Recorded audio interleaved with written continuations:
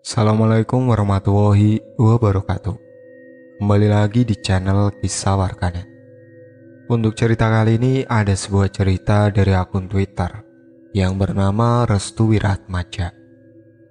Cerita kali ini yaitu cerita yang berjudul Pesugihan Pocong. Sebelum masuk ke ceritanya, jangan lupa untuk klik tombol like dan subscribe. Dan jangan lupa untuk nyalakan lonceng notifikasinya agar kalian tidak ketinggalan cerita terbaru dari channel ini. Tak usah banyak basa-basi, mari simak ceritanya.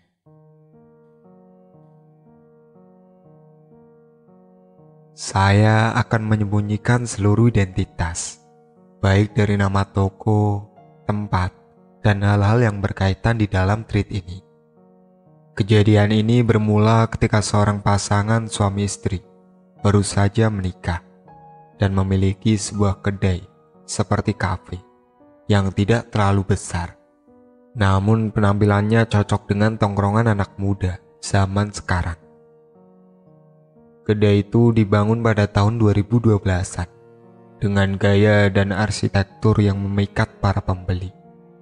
Terlebih lagi, tempat itu biasa dipenuhi dengan muda-mudi yang butuh akan tongkrongan. Namun sampai tahun 2013, kedai itu tidak meraup keuntungan dan penghasilan yang diraihnya hanya bisa dirotasikan untuk menggaji karyawan dan memuat makanan-makanan serta minuman-minuman yang akan dijual belikan. Pemilik kedai itu bernama Surya dan Nabila. Pak Surya dan Nabila ini merupakan orang yang ulet dan pekerja keras. Hampir setiap hari dia tak pernah absen untuk mengontrol kemajuan kedainya. Tiap hari Pak Surya dan Bu Nabila memikirkan kedai itu, bagaimana caranya laku keras dan disukai para pembeli. Akhirnya mereka pun melakukan suatu perbuatan yang dilarang oleh agama dengan cara melakukan pesugihan. Pesugihan ini bersifat sangat privasi, sampai-sampai harus melakukan segala cara untuk mengulik kilas balik dari semua tata cara ritual yang dilakukan oleh Pak Surya dan Bu Nabila ini. Bu, kedai kita baru 1 tahun berdiri, namun pendapatan kita hanya dicukupkan dengan pengeluaran belanja dan menggaji para karyawan. Apa ibu punya usul untuk memajukan kedai ini? Tanya Pak Surya kepada Bu Nabila. Mereka berdua melihat jalanan yang ramai, namun tak ada satupun orang yang berkunjung ke kedai mereka. Bersebelahan dengan kedai Pak Surya dan Bu Nabila, terdapat warung bakso yang banyak sekali pembelinya. Dari situlah mereka mulai merencanakan niat buruk mereka untuk mengalihkan semua para pembeli bakso yang ada di sebelah kedai mereka. Alih-alih Bu Nabila mulai mencari-cari informasi mengenai para pembeli yang berkunjung ke warung bakso itu.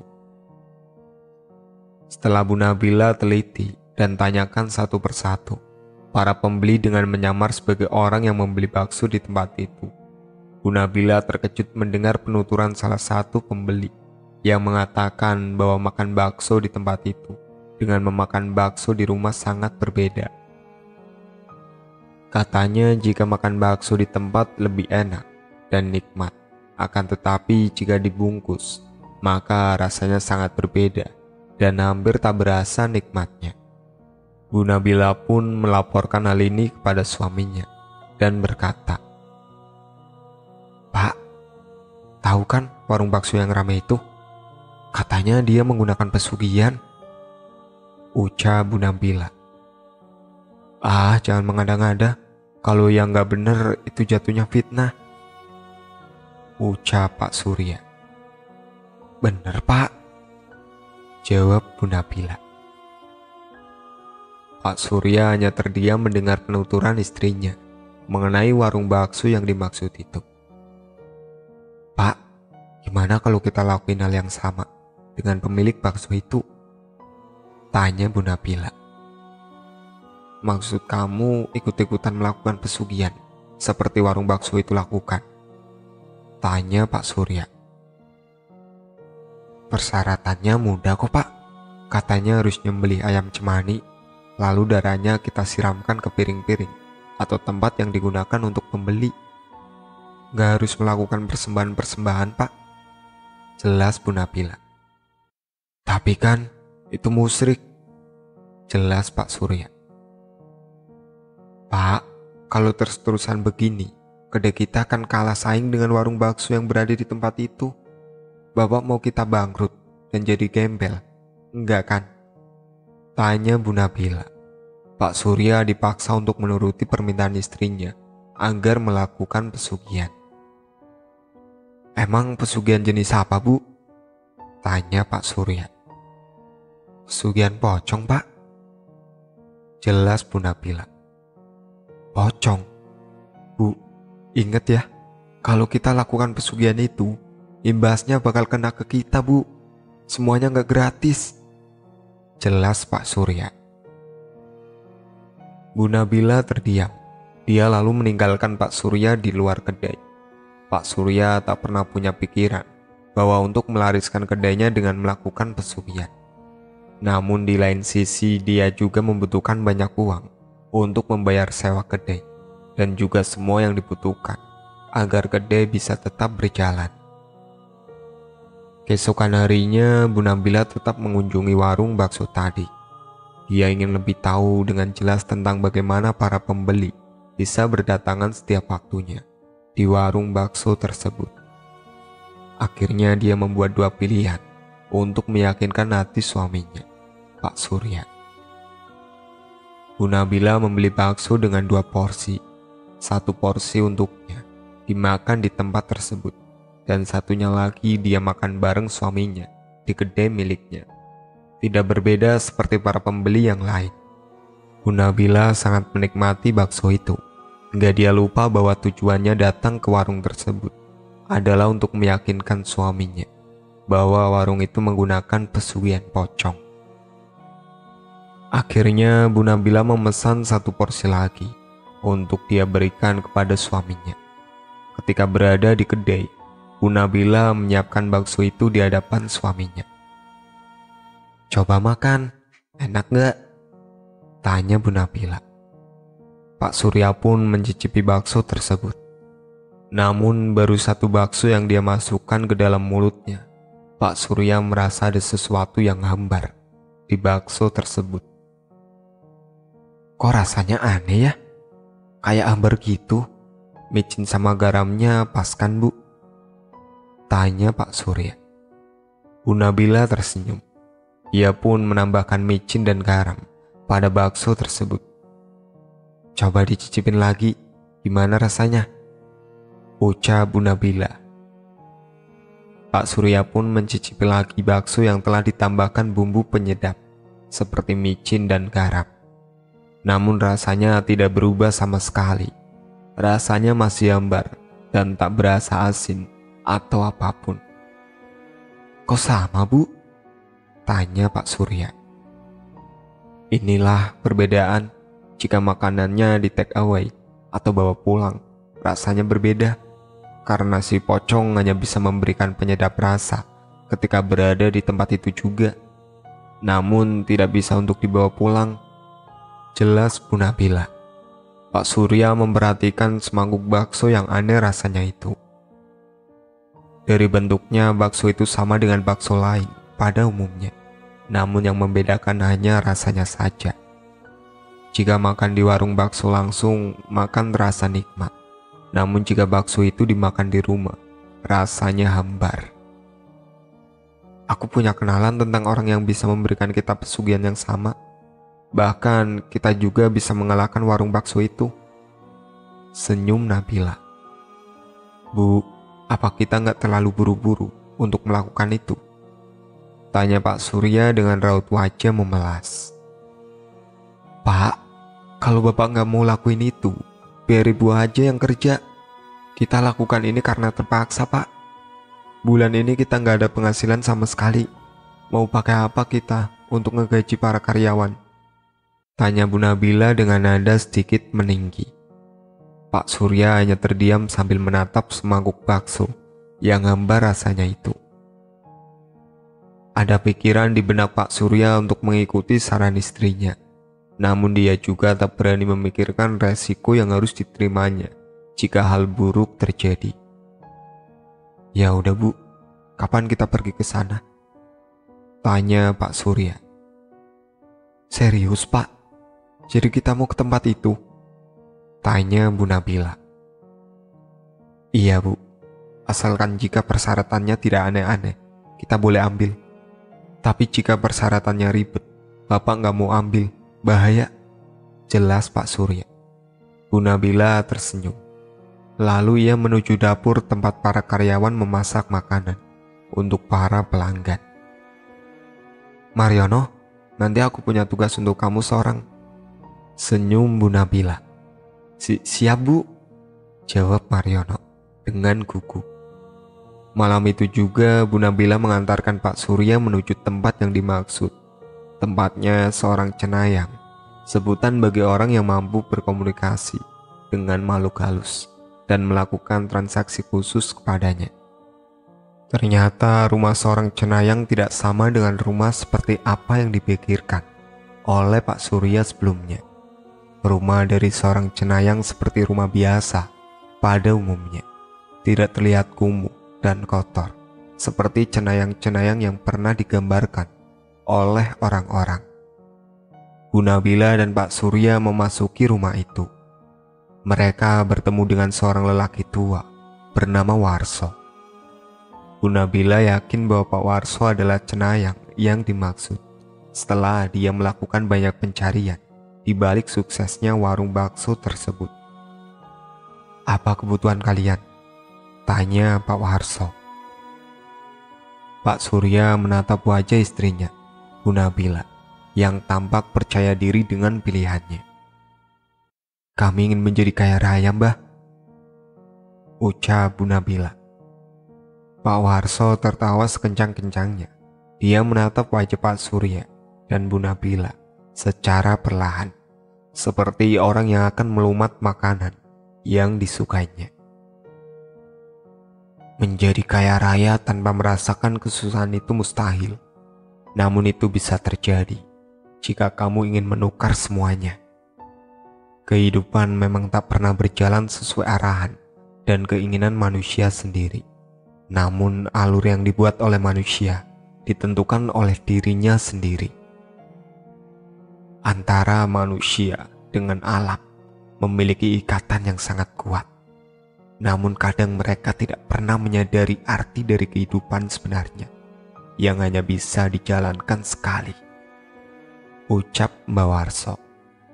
Mbak Warso mengambil sebuah ikatan tali pocong yang telah diambilnya beberapa hari lalu. "Ikatlah tali ini di suatu tempat yang tersembunyi. Lalu sirami semua mangkuk, piring, gelas, dan hal-hal yang berkaitan dengan kedai milikmu," jelas Mbak Warso. Pak Surya tersentak mendengar ucapan Mbak Warso.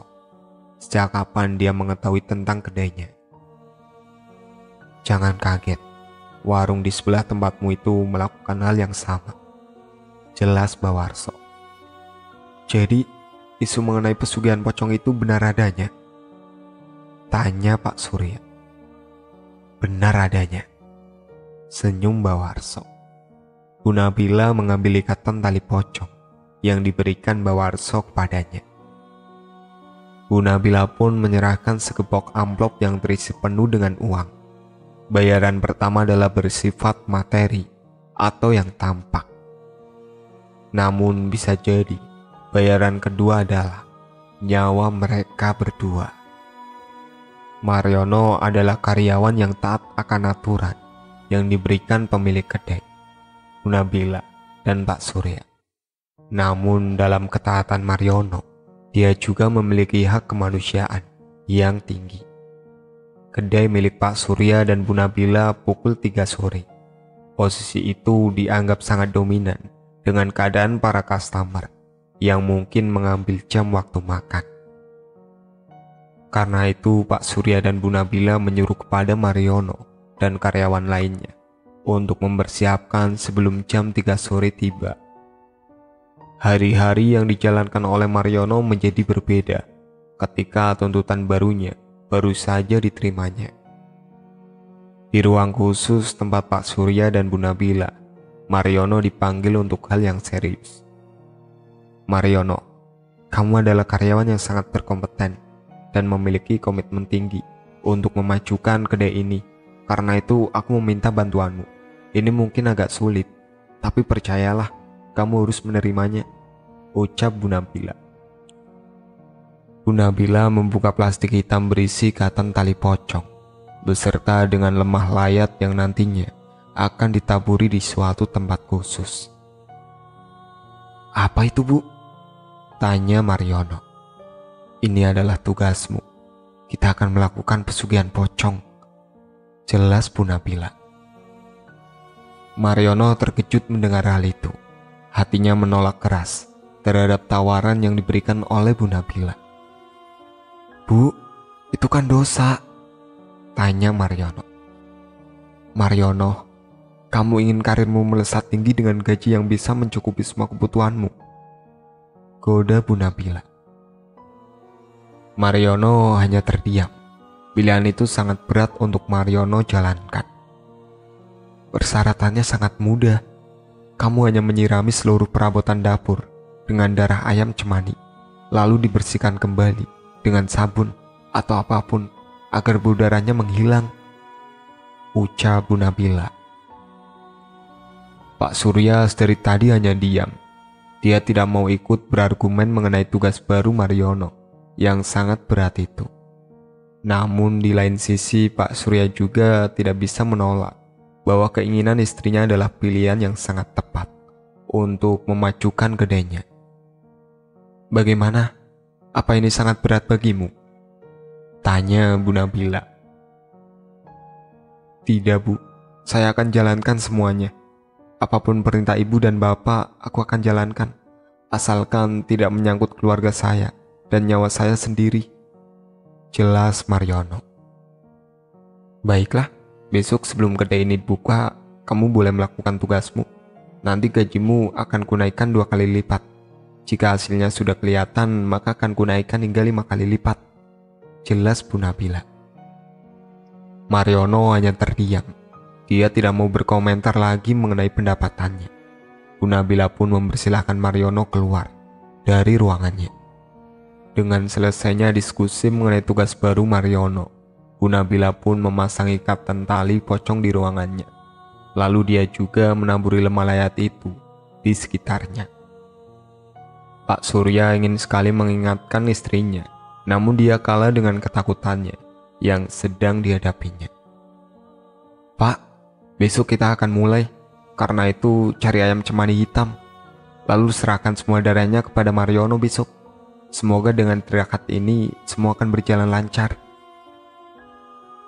Tidak ada tirakat yang tidak ditebus dengan resiko yang besar. Iblis memang licik. Dia memperdaya manusia dengan kemewahan semata.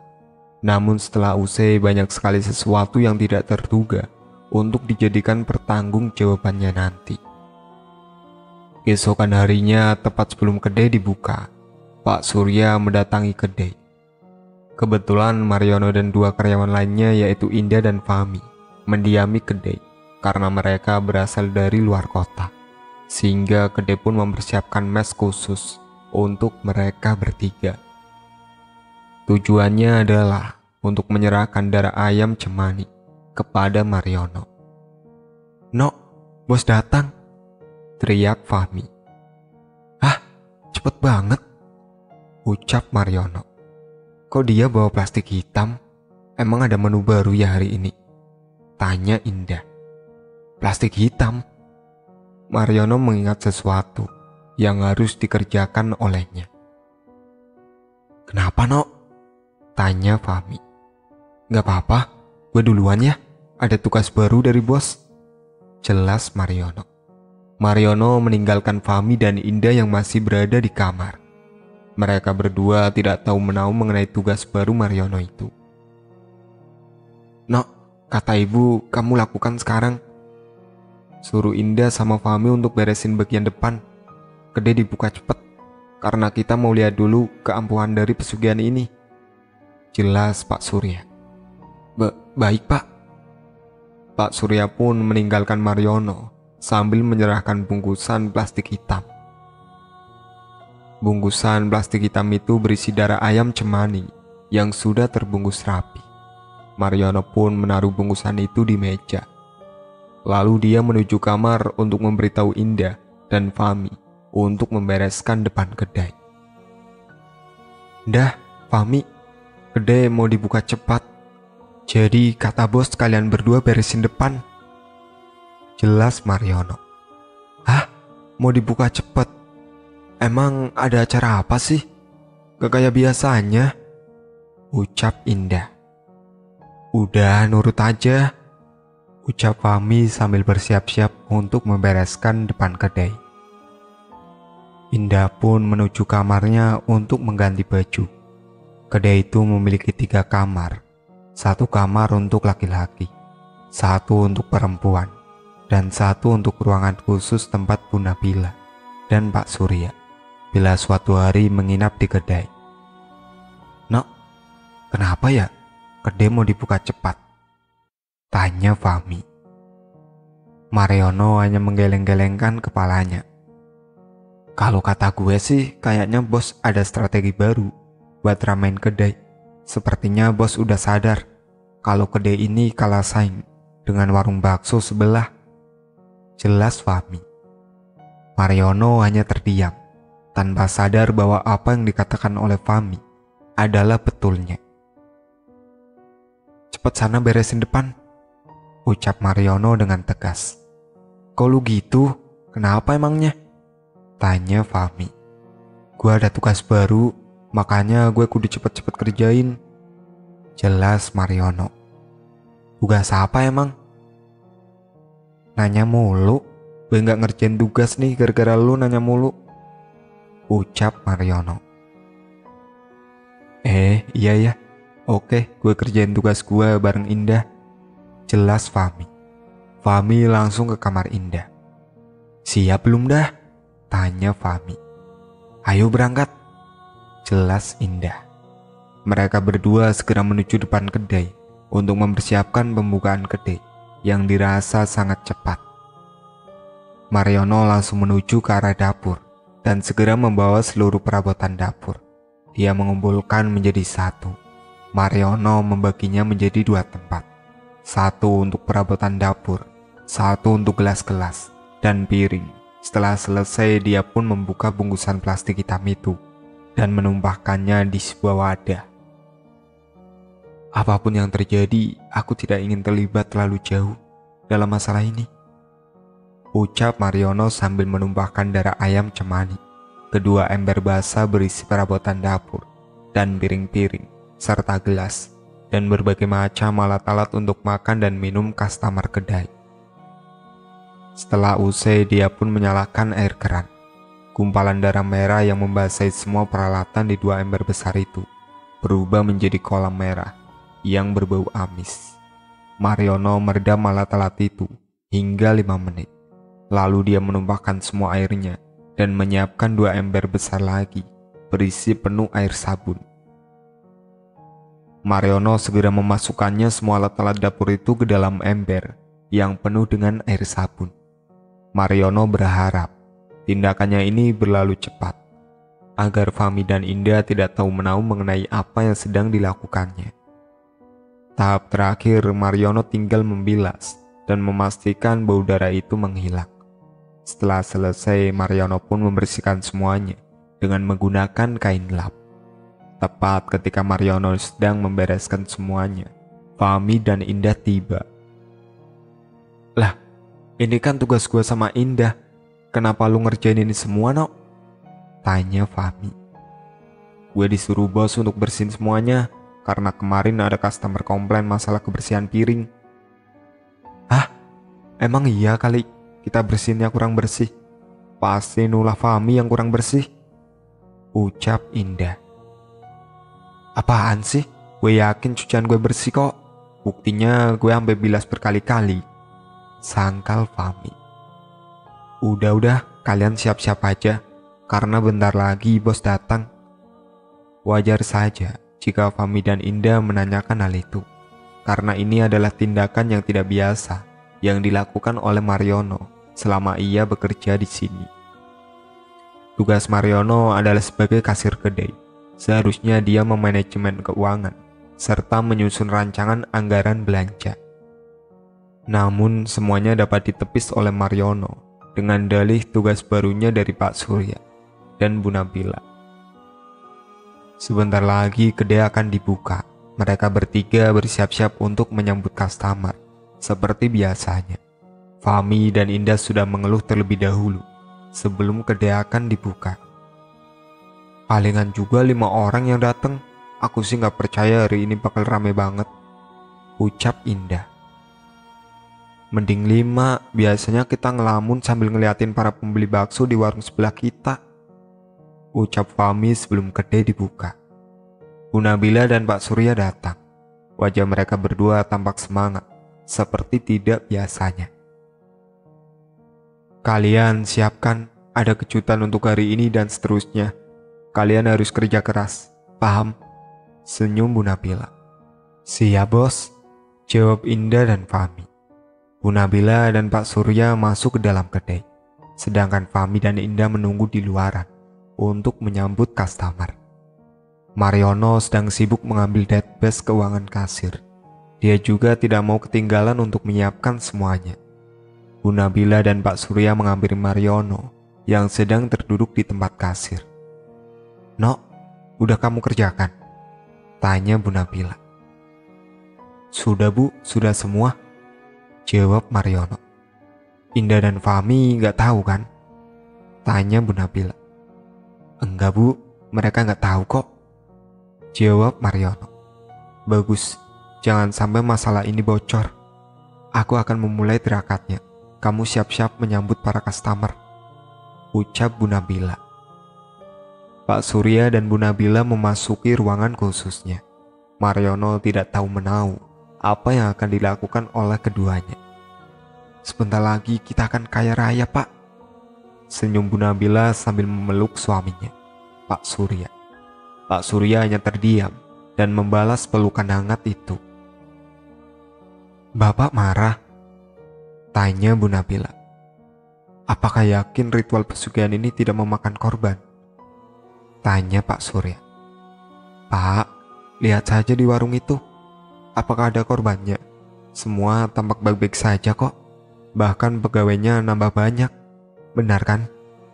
tanya Bu Nabila. "Iya sih Bu, tapi aku takut kalau kita yang akan jadi korbannya," ucap Pak Surya. "Hus, gak akan ada korban kok."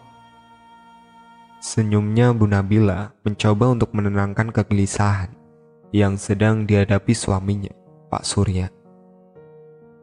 Dia mencoba untuk menghibur dan mengatakan baik-baik saja, padahal resiko yang akan dialaminya belum tentu sesuai dengan apa yang dipikirkannya. "Ayo Pak, mulai, jangan ragu, semua akan baik-baik saja kok," senyum Bu Nabila. Bu Nabila membuka tirakat pemanggilan pocong tersebut. Nantinya pocong itu akan meludahi tiap barang-barang yang sudah tersentuh dengan darah ayam cemani.